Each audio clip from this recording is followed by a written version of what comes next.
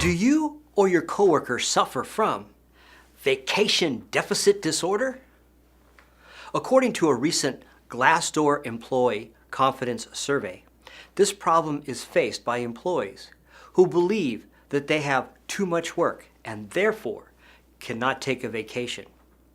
Companies will languish when executives foster a workplace culture where employees feel the obligation or guilt that their work is more important than taking a vacation. Employees undergoing deficit disorder will experience dizziness and headaches, lose out on sales opportunities, provide terrible customer service, have low morale, and feel confused about what's important. As their employer, you suffer too through high turnover and profits going down the drain. Ouch! Hate it when that happens. There is an easy solution to ridding your workplace of vacation deficit disorder: productivity.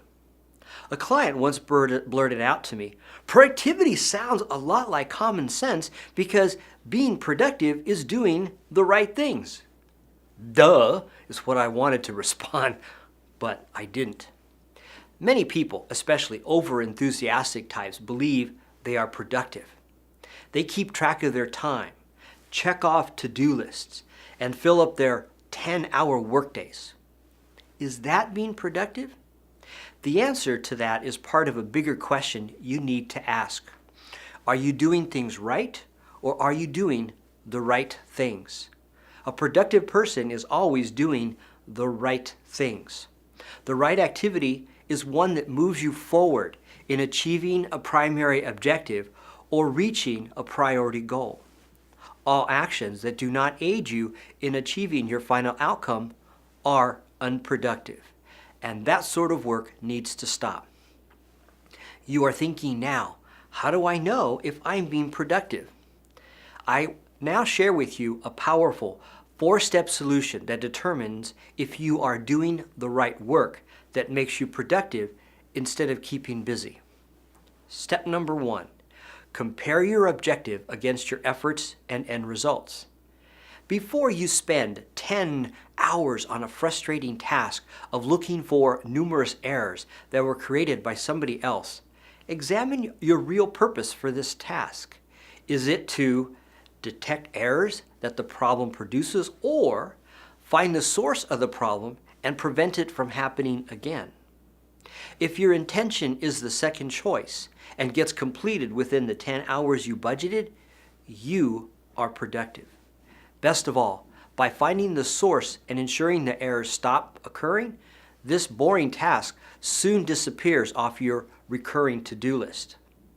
You are now thinking, how can I help my teammates to be more productive? That leads me to step 2. Create a culture where employees want to be productive. In order to improve the productivity of your team, you must light the fire of motivation. The key elements for helping people find their own motivation to be productive is to ensure they are doing the right things. And to remind you of that, I've turned the word right into an acronym. The R stands for rewards and respect. The I stands for ideas and involving everyone. The G stands for get rid of. The H stands for have and hit targets. And the T represents training and teams.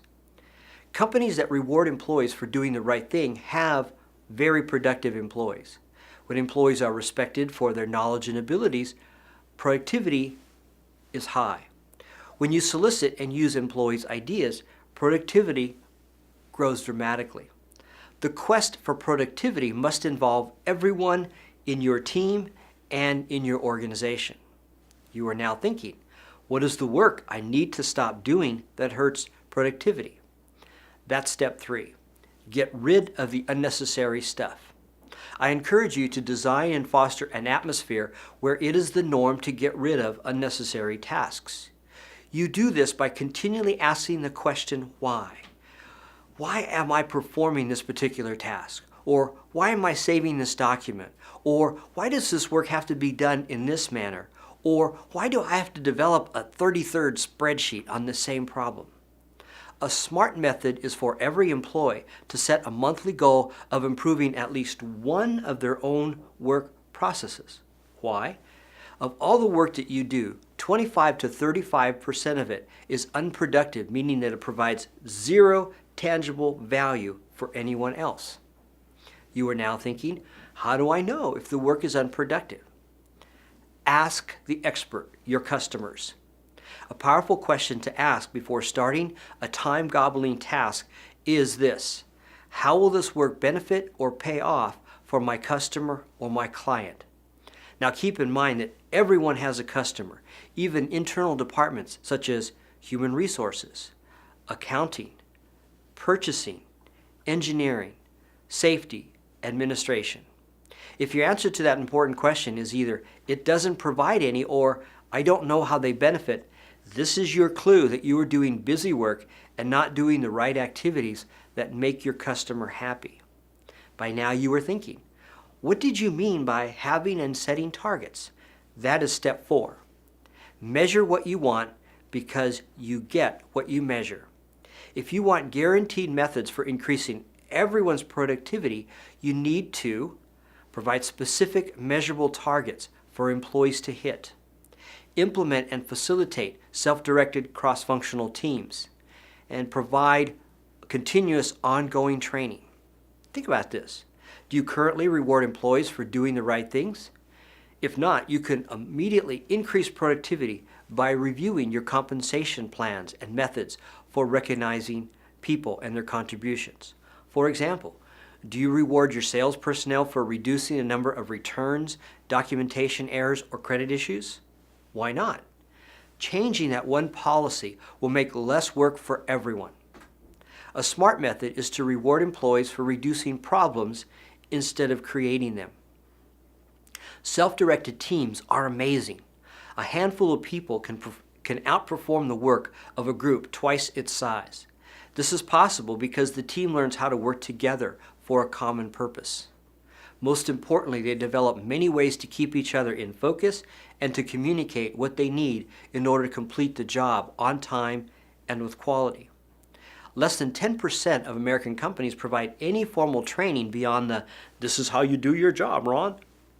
It amazes me that the more we invest in technology and equipment to keep up with the competition, the less we invest in the brains that use and operate those tools. The companies that are admired as the best places to work receive thousands of resumes each month. In addition, these same companies provide ongoing training opportunities for every employee. Do you sense a connection? If being productive looks a lot like common sense, then you got my point. When you are being productive, it is because you are doing the right things. Employees will get more done when the ideal workplace conditions exist to encourage them. And when this takes place, you and your teammates can take a vacation without guilt or fearing all the work that piles up while you are away. Please feel free to share this information with your colleagues. Send me your questions about the critical topics of leadership and professionalism.